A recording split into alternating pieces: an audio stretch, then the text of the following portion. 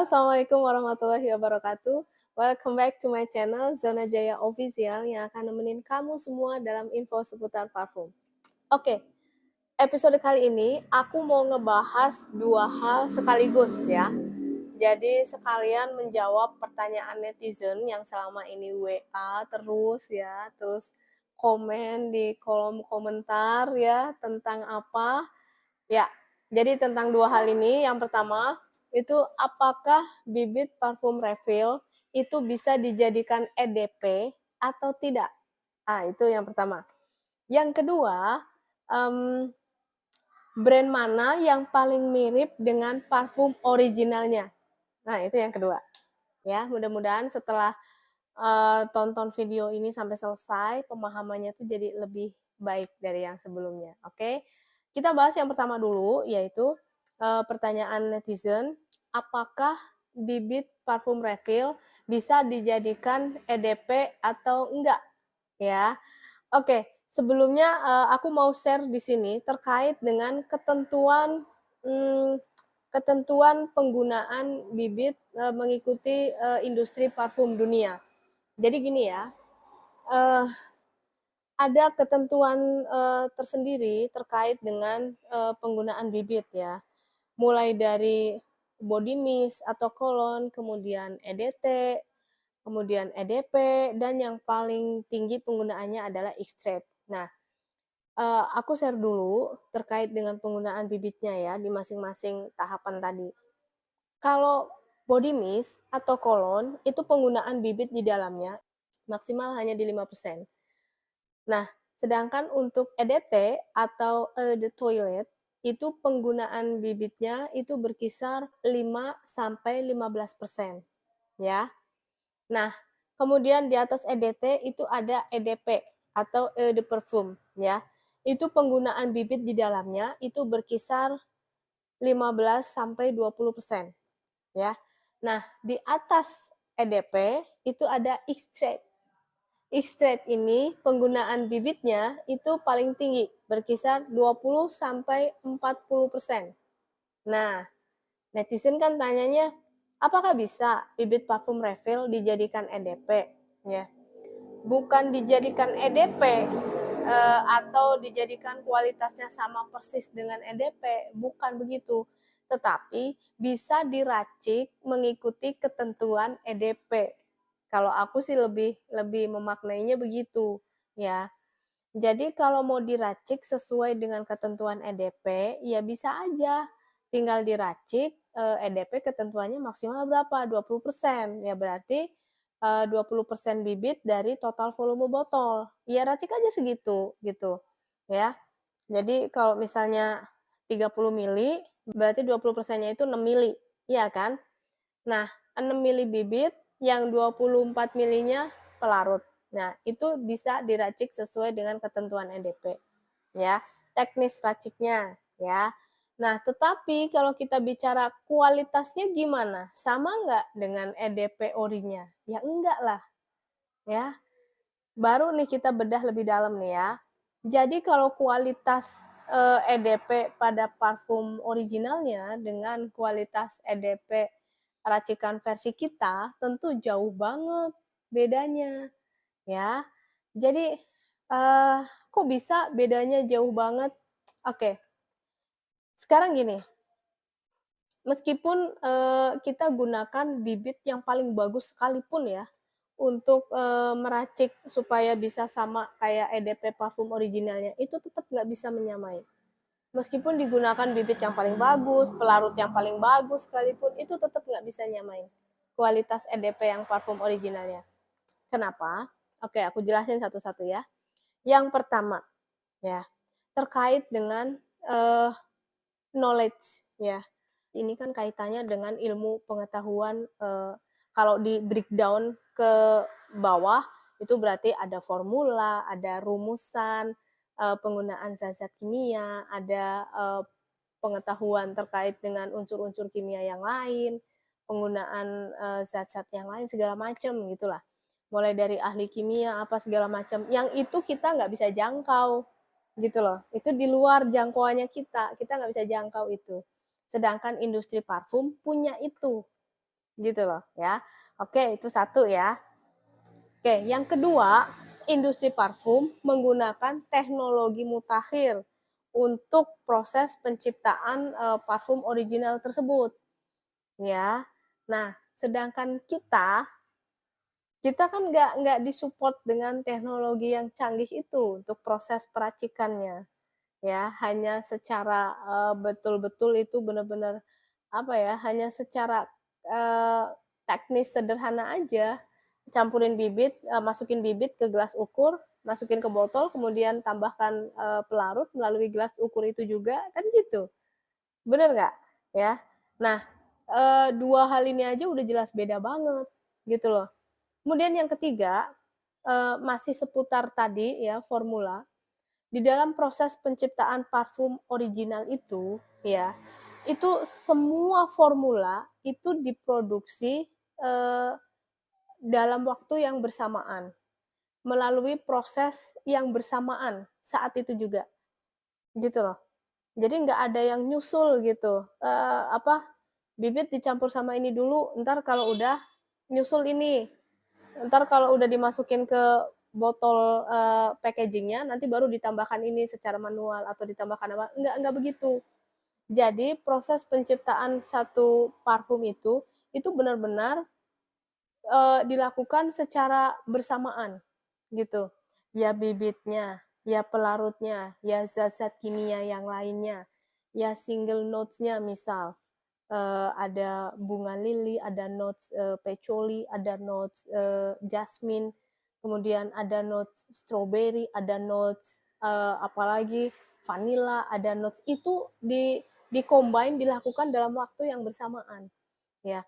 Jadi semuanya masih menggunakan single notes dan, berbagai zat kimia yang, barengan gitu diproduksinya dengan teknologi yang canggih itu. Nah, sedangkan kita ini bibit yang kita gunakan itu adalah bibit inspired perfume. Ya, bibit yang ibaratnya itu udah jadi, bukan lagi kita gunakan single notes. Ya, jasmine sendiri, bunga lili sendiri, buah raspberry sendiri, buah lemon sendiri, kan bukan single notes yang kita racik, tapi kita racik dalam bentuk bibit yang sudah jadi seperti ini, ya. Seperti ini juga. Nah, ya. Nah, eh, pabrikan parfum di Indonesia, ya, perusahaan manufaktur parfum itu memproduksi bibit parfum yang mana itu sudah didesain untuk tipikal peracikan secara sederhana dan simple. Ya, jadi bibit parfum berbagai brand pabrikan yang ada di Indonesia itu memang settingannya itu memang didesain sedemikian rupa secara simple untuk nanti dilarutin dengan pelarut parfum, bisa itu dengan alkohol, dengan absolut, dengan etanol gitu loh. Karena memang desainnya memang hanya untuk dilarutin secara simple, secara sederhana. Ya, sehingga ketika sudah jadi parfum pun tentu kualitasnya nggak bisa disamakan dengan parfum originalnya. Parfum original yang bibit yang dari ini, dari pabrikan parfum ini itu adalah inspired perfume. Parfum yang mengacu pada atau yang searah dengan atau yang terinspirasi dengan parfum originalnya. Gitu ya. Jadi pertanyaannya bukan apakah bisa dijadikan EDP bibit refill itu, bukan begitu, tetapi apakah bisa diracik mengikuti ketentuan EDP? Yes, bisa. Tetapi kalau pertanyaannya lebih diperdalam lagi, apakah kualitasnya bisa menyamai kualitas EDP? Jawabannya nggak bisa. Mau pakai bibit paling bagus sekalipun, bibit paling mahal sekalipun, nggak bisa. Oke ya, karena kita tidak bisa menjangkau uh, knowledge yang terkait di dalamnya itu ada formula, ada keahlian di bidang kimia, ada proses percampuran yang secara bersamaan, semua notes itu gitu kan. Kemudian yang alasan berikutnya adalah terkait dengan teknologi, di mana kita nggak disupport tentang itu, ya. Dan terkait dengan produk bibit refill itu sendiri, yang sebenarnya itu sudah didesain sedemikian rupa, sudah dalam bentuk uh, frequency compounds yang mana beda dengan single notes. Ya, oke, itu sampai di situ paham ya? Kenapa EDP versi racikannya kita nggak bisa menyamai kualitasnya dengan EDP parfum originalnya. Oke ya. Sekarang kita bahas poin yang kedua. Nah, poin yang kedua ini cukup rame ya, karena makin kesini makin banyak orang yang akhirnya jadi kepo dan jadi antusias untuk tahu brand mana sih yang paling mirip dengan parfum originalnya. Nah, kalau menurut aku pribadi, jangan kaget dengan jawaban aku ya, nanti aku kasih penjelasan di belakangnya. Jadi kalau menurut aku, di antara kita semua yang hanya orang biasa seperti ini, itu tidak akan ada yang tahu brand mana yang paling mirip dengan parfum originalnya. Ya, kecuali orang dari perusahaan manufaktur parfum itu sendiri, ya. Atau orang dalam dari perusahaan parfum original itu sendiri, ya. Selebihnya nggak ada yang tahu dan nggak mungkin dibocorkan informasi itu, ya. Karena kalau sampai dibocorkan informasi itu sudah jelas akan kena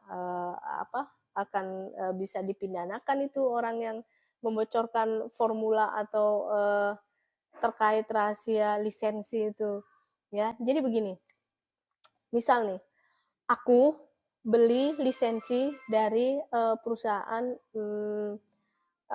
Anabit Perfume, ya. Nah, aku beli 500 juta lisensi itu, misal, ya. Aku sendiri sebagai owner, ya, sebagai business owner yang nanti mau memproduksi bibit parfum yang searah dengan Anabit Perfume, tentu aku juga nggak akan tahu itu lisensi yang aku beli, formulanya itu udah 100% belum dikasih semua ke aku. Ya, sebagai perusahaan Anabit Perfume yang mau jual lisensinya, kira-kira dia bakal jual gitu 100% semua rumusan parfum originalnya dia ke orang lain gitu? Kan nggak mungkin. Pasti ada sekian persen yang di-keep untuk tetap jadi rahasia formula dari parfum original itu, ya. Namanya juga hanya inspired, ya, hanya searah dengan atau terinspirasi dari parfum apa, kan gitu kan. Jadi kalau udah inspired berarti itu jelas sudah tidak mungkin perusahaan manufaktur parfum itu dapatkan formula 100% terkait dengan parfum original tersebut. Pasti ada yang di-keep. Entah itu berapa persen. Yang tahu siapa? Yang tahu si perusahaan yang punya lisensi itu, yang punya parfum original itu. Itu pun nggak semua orang tahu. Tentu hanya orang di bagian-bagian tertentu, kayak misalnya ahli kimia, ya kan? Kemudian GM-nya, ya kan? Kemudian posisi-posisi tertentu dalam perusahaan parfum original tersebut, ya. Dan pengetahuan itu benar-benar dibatasi jumlah orang yang mengetahuinya. Karena itu sangat confidential, ya, sangat urgent, sangat confidential dan sangat krusial untuk keberlangsungan hidup matinya perusahaan itu, ya. Andai informasi itu tersebar keluar, ya, bocor ke publik, itu udah pasti tinggal menghitung hitungan waktu tertentu, pasti perusahaan itu akan hancur. Gitu. Karena pasti akan berdampak secara signifikan terhadap proses penjualan atau proses produksi penjualan produk parfum original tersebut. Dan orang yang membocorkan tentu akan dipidana. Karena ada ketentuan terkait dengan hal itu, ya. Nah, kemudian apakah pabrikan parfum yang ada di Indonesia itu, apakah mereka tahu prosentase dari formula yang mereka dapetin dari mereka beli lisensi itu? Bisa jadi tahu, bisa jadi enggak. Andai kata tahu, kalaupun tahu, kan itu juga versi dari apa yang udah disampaikan oleh pihak manajemen perusahaan parfum originalnya. Bener nggak? Dikip berapa persen sama mereka, sisanya kan tetap aja nggak tahu, gitu, ya. Dan andai kata tahu pun, ya sama aja, tetap itu akan tetap jadi rahasia perusahaan, pabrikan parfum tersebut. Tidak mungkin sampai bocor keluar, ya. Itu gitu, karena ini hal yang sangat krusial, satu itu. Jadi, ada banyak hal yang tidak bisa kita jangkau, ya. Pengetahuan kita terbatas akan hal itu. Jadi kita nggak bisa menyimpulkan bahwa pabrikan ini paling mirip, brand ini paling mirip dengan originalnya, hanya dari sebatas mencium aroma itu nggak bisa. Ya, itu terlihat konyol kalau seperti itu, ya. Itu malah jadi bahan tertawaan orang-orang industri parfum, ya. Satu itu. Yang berikutnya adalah yang kalian mesti tahu bahwa dalam proses jual beli lisensi itu ada banyak fenomena yang terjadi, ya. Contoh, jadi ada pabrikan yang membeli lisensi dengan harga yang tidak terlalu tinggi, tetapi karena kemampuan SDM-nya yang punya kapasitas cukup bagus, mumpuni dalam mengcombine formula itu dalam melakukan improvisasi, develop formula itu, kemudian terciptalah bibit parfum yang benar-benar qualified gitu, yang menurut mereka ini bagus banget dan akhirnya mereka bisa jual dengan harga yang cukup bagus ya, di harga yang cukup bagus buat mereka. Ada yang seperti itu, ya. Ada juga pabrikan parfum yang membeli dengan harga yang mahal banget lisensi parfum original itu, ya. Karena memang dia nggak mau pusing untuk melakukan riset lagi, untuk develop lagi, untuk improvisasi lagi, pokoknya eh, ada ya bisa jadi ada lobby-lobby tertentu. Kan dalam segala aspek yang namanya lobby-lobby di bawah meja, di bawah tangan kan itu tetap aja ada gitu loh. Yang kita tuh nggak tahu kan. Ya bisa aja ada lobby-lobby tertentu gitu. Udahlah eh, aku bayar 2 kali lipatnya deh dari harga ini gitu. Tapi aku dikasih resep yang paling benar-benar itu perfect gitu untuk kita produksi bibitnya gimana. Nah, oke dah kalau gitu gitu. Dikasihlah itu, padahal tetap aja ada yang di-keep gitu. Nah, jadi ada juga yang model begitu, gitu loh. Ada juga pabrikan yang dia nggak kuat beli lisensi parfum orinya, tetapi dia mengacu pada bibit parfum yang sudah beredar di pasaran, ya, dan dia mengacu pada bibit parfum itu, gitu. Dia bedah di laboratorium, ya kandungannya apa aja. Oh, ternyata mengandung ini. Oke dah kita buat. Kita punya SDM, kita punya teknologi, kita buat yang hampir mirip kayak gini, gitu. Dan itu dia memproduksi tanpa lisensi resmi. Ada juga yang begitu, ya. Jadi apapun itu fenomena di lapangan, baik pabrikan parfum yang punya lisensi resmi, ya, baik pabrikan parfum yang dia tidak punya lisensi resmi, tetapi dia membedah sendiri, kemudian dihasilkanlah produknya dia. Eh, Apapun itu gitu, mau itu pabrikan yang bibitnya itu terkenal paling bagus, paling mahal, ataupun pabrikan parfum yang terkenal dengan bibitnya murah meriah tapi bagus kualitasnya. Mau itu pabrikan manapun, tetap kita tidak bisa menyimpulkan hanya dari mencium aroma. Kemudian kita mengatakan bahwa oke, ini paling mirip. Nggak bisa, ya. Jadi please wake up kalian ya, bahwa kita tetap perlu menggunakan akal sehat dalam menganalisa suatu isu apapun ya, supaya kita tidak salah persepsinya ya. Eh, Memangnya kenapa kalau misalnya kita salah persepsinya? Jelas ini akan dimanfaatkan oleh oknum ya, fenomena ini. Sekarang begini, contoh ya, sekarang semakin banyak orang yang kepo terkait brand mana sih yang paling mirip dengan parfum orinya, ya. Kemudian ada orang-orang yang karena tidak ada yang membahas masalah ini, tidak ada yang meluruskan pemahamannya terkait hal ini, Akhirnya ada orang-orang yang ambil momen di situ, oke? Dengan kapasitasnya dia sebagai penjual parfum, misal sebagai pemilik toko parfum, misal kemudian berlagak seakan-akan dia seorang ahli yang mengetahui semua merek, kemudian diciumlah satu-satu, dikatakanlah bahwa ini mirip, ini paling mirip, ini nomor sekian kemiripannya. Nah, kemudian dari kita semua eh, opininya itu berhasil digiring gitu. Nah, eee, kejadian berikutnya apa?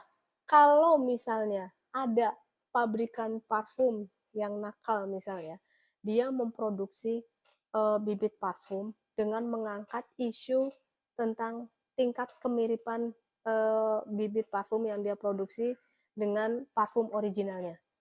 Nah, coba akan seperti apa?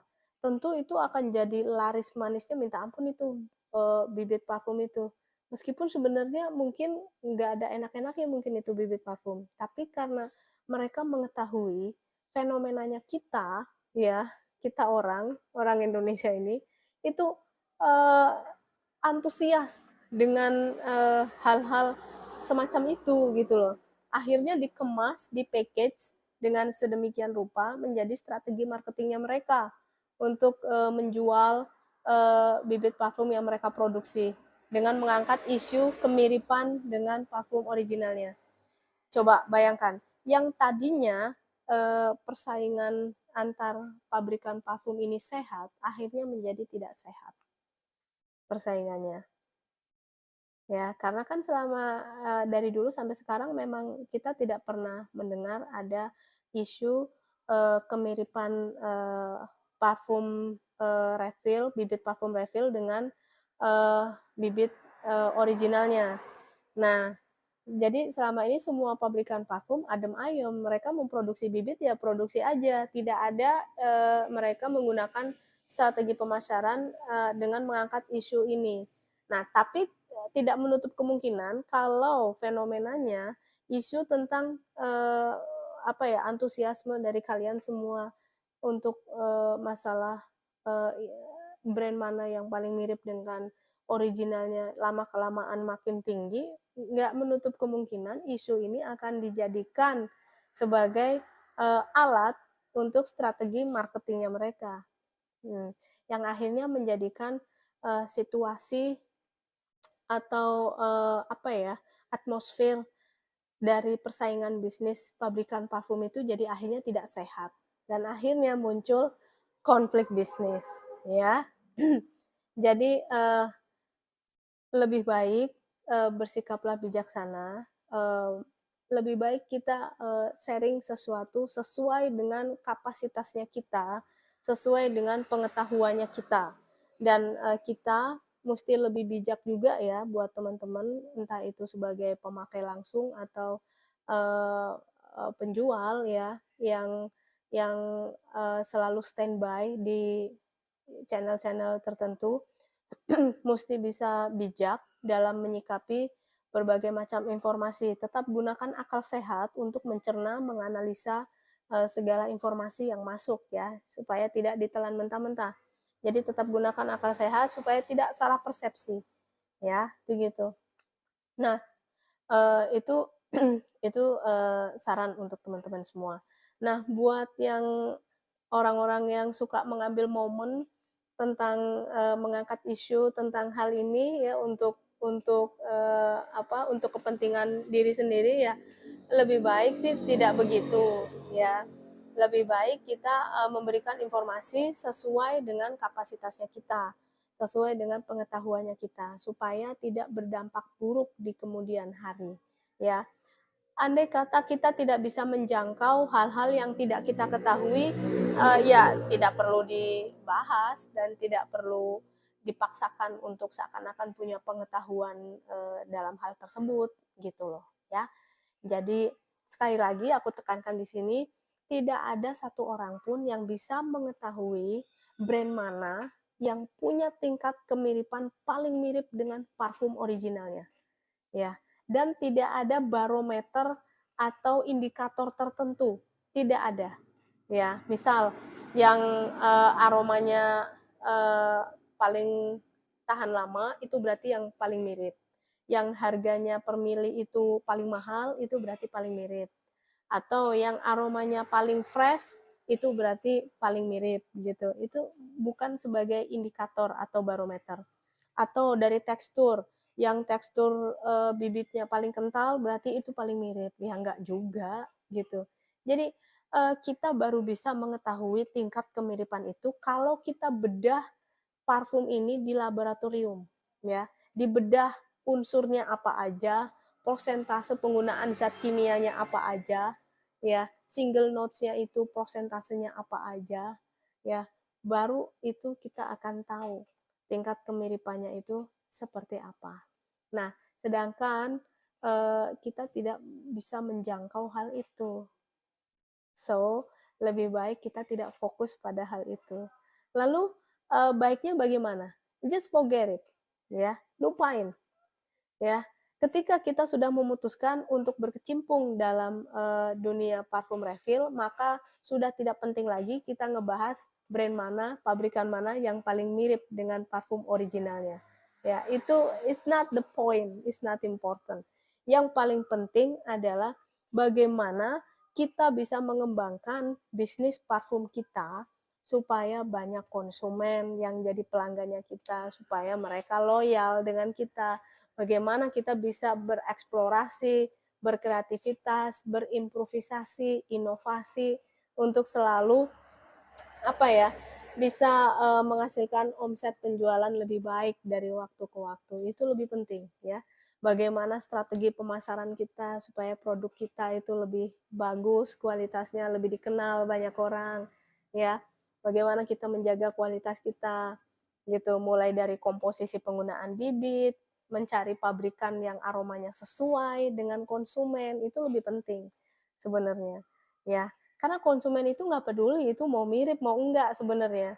Kalau aku melihatnya dari versi aku sebagai pedagang parfum ya, ketika aku menghadapi atau apa melayani pembeli, itu nggak nanya yang paling mirip yang mana mbak sama parfum orinya, nggak ada nanya begitu.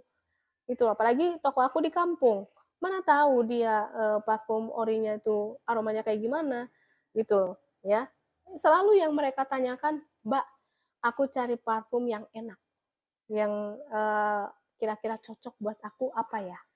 Kan gitu, ya. Jadi lebih baik kita fokus ke situ aja, ya. Jadi oke, clear ya. Jadi sudah tidak jadi masalah lagi ya. EDP sudah clear.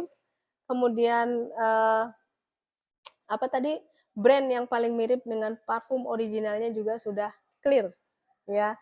Jadi mudah-mudahan teman-teman setelah ini lebih open minded dan lebih bagus pemahamannya terkait dengan parfum refill ya.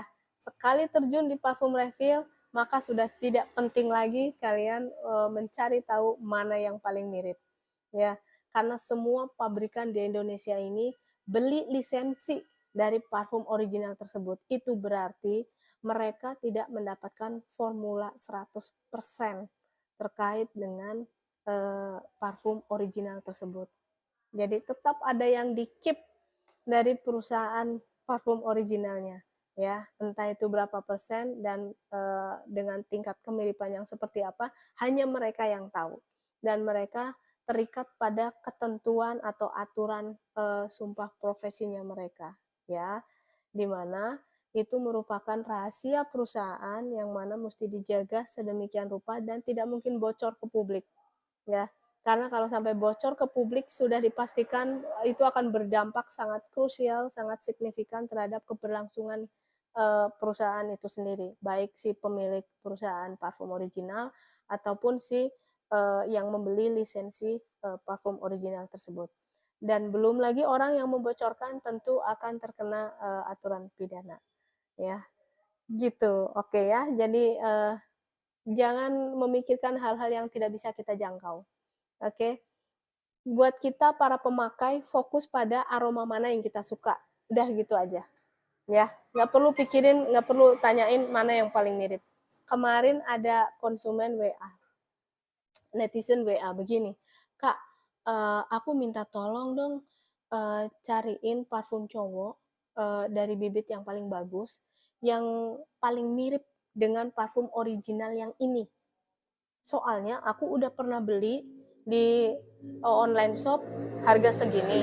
Ternyata nggak cukup mirip banget. Terus aku juga udah cobain pakai brand dari ini. Tapi kayaknya enggak deh. Terus aku juga cobain dari ini. Nah, terus aku tanya, itu masing-masing itu kalau di total berarti kakak udah habis duit berapa? Terus, ya kalau itu berapa ratus ya. Ntar aku hitung dulu kak, yang ini berapa ratus, yang ini sekian ratus, yang itu sekian ratus. Jadi totalnya itu sekitar 1.800.000 aku udah keluar kak. Kalau gitu kenapa nggak beli orinya sekalian? Jadi aku gituin kan, ngakak dia. Kasih emoticon, heeh ya kak, bener juga. Kenapa aku nggak beli orinya? Lah iya ya gimana sih kakak?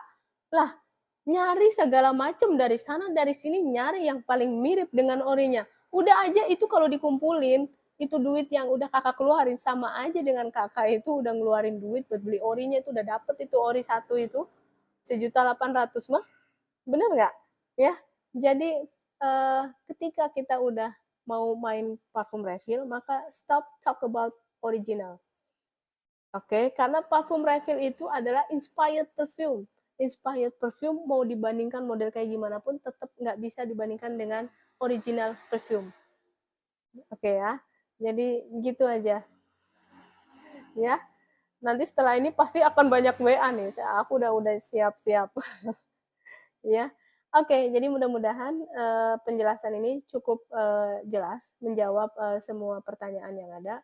Mohon maaf tidak ada maksud untuk menyinggung beberapa atau salah satu channel atau apa tidak aku sebut apapun ya di episode ini aku nggak menyebut channel dari manapun aku hanya memberikan opini dari sudut pandang aku pribadi ya jadi ayo kita fokus pada hal-hal yang memang bisa dikembangkan untuk jadi lebih baik ya tentang aroma, tentang mixing ya, tentang strategi pemasaran, parfum refill ya supaya kita maju bersama gitu ya.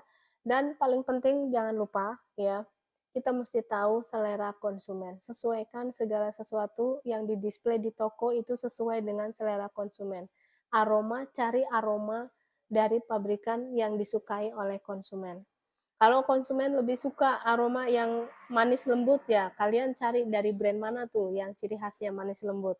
Kalau konsumen suka yang seger-seger ya, kalian cari brand mana tuh yang ciri khasnya seger jreng gitu. Kalau konsumen kalian itu suka yang bener-bener tahan lama banget gitu. Nah, carilah dari brand mana tuh yang dia punya aroma tahan lamanya itu bagus gitu, SPL-nya bagus ya semua brand pabrikan parfum itu punya ciri khasnya masing-masing. Tinggal kalian sesuaikan dengan selera kalian dan selera konsumen kalian. Sukanya yang kayak apa. Oke, ya terima kasih banyak yang sudah menonton dari awal sampai akhir ya. Eh, tidak bermaksud untuk mendiskreditkan siapapun ya. Mudah-mudahan kita bisa bijak dalam menyikapi segala informasi yang ada. Tetap gunakan akal sehat untuk menganalisa dan mencerna informasi yang ada ya, supaya tidak merugikan banyak orang, merugikan diri kita sendiri dan merugikan orang lain. Oke. Assalamualaikum warahmatullahi wabarakatuh.